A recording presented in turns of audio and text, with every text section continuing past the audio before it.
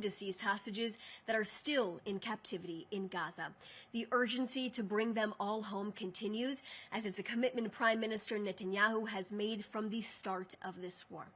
Now, since President Trump's monumental visit here in Israel, Special Envoy Steve Witkoff and Jared Kushner have also visited the Prime Minister to discuss the ongoing plan. It's a plan that came to fruition through military and diplomatic pressure on Hamas by the Prime Minister and President Trump combined. In addition to Vice President J.D. Vance, just yesterday, his visit here, Secretary of State Marco Rubio completed his visit in Israel, which was concluded by a phone call with Prime Minister Netanyahu.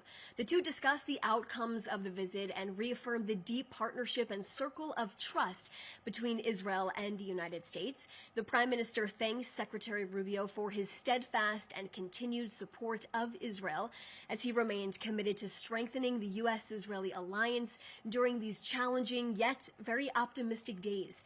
The Prime Minister reiterated Israel's desire to advance peace despite ongoing security challenges, emphasizing how Israel and the United States can address these challenges and seize the opportunities together as they are changing the face of the Middle East one step at a time, like I said, together.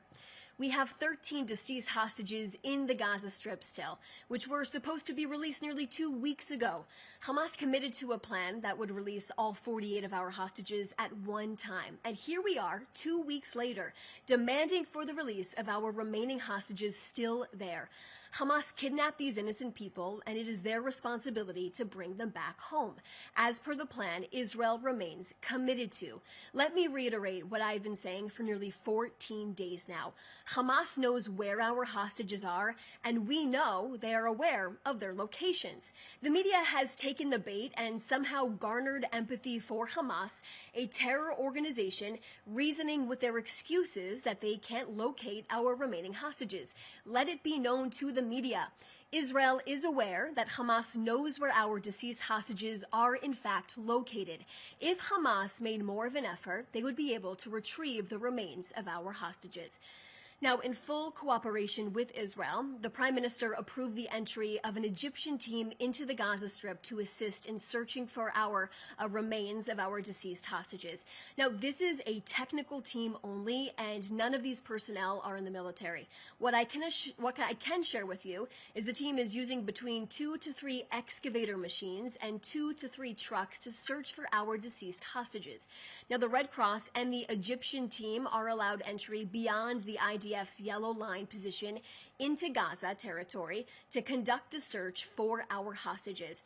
Last week, the Prime Minister and his professional team met with the head of Egyptian intelligence here in Jerusalem to talk about the ongoing issues that need to be resolved.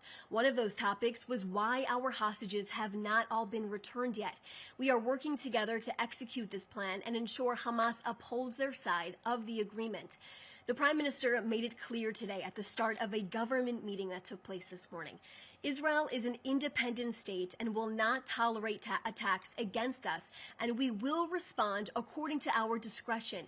Israel does not ask for approval for this, as we control our own security. We have also made it clear that Israel will determine which forces are unacceptable to us in regards to international forces part of this plan. This is also a sentiment respected by and accepted by the United States. Now, over the last week, we continue to receive questions from the press about the next phases of this plan, which are warranted as conversations are ongoing to discuss these details. But I remind you what remains in front of us here: the release of all of our hostages, a commitment the Prime Minister has made.